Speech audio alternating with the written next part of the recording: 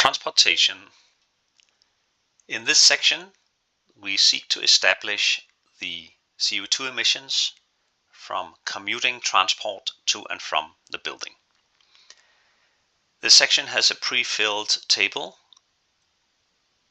which is based on an elaborate commuting survey done by DBKL. In the table, you can see the distance traveled per staff per day and how many percent of the staff do this, and what the associated greenhouse gas emissions are per kilometer traveled.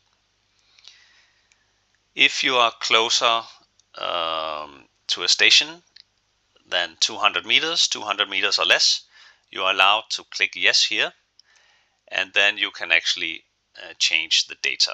Otherwise, you just leave it at no, and you will get the default values in this table, because it's difficult to know exactly the commuting habits. But let's say our building is close to a train station. You can actually go in and change the values. And for example, on rail, if you're right next to a train station, it's fair to assume that maybe 35%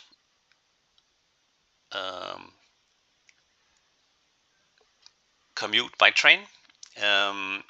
These percentages have to add up to 100. You can see now it's 130, so we have to reduce 30% from somewhere else. So let's take 20% out of the car travel, reduce it to 42, and maybe 10% out of the taxi or e-hailing. So now the percentages sum up to 100%, and we have shifted to more low carbon commute.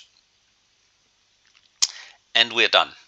So at this stage, we can click on the Simulate and Compare button.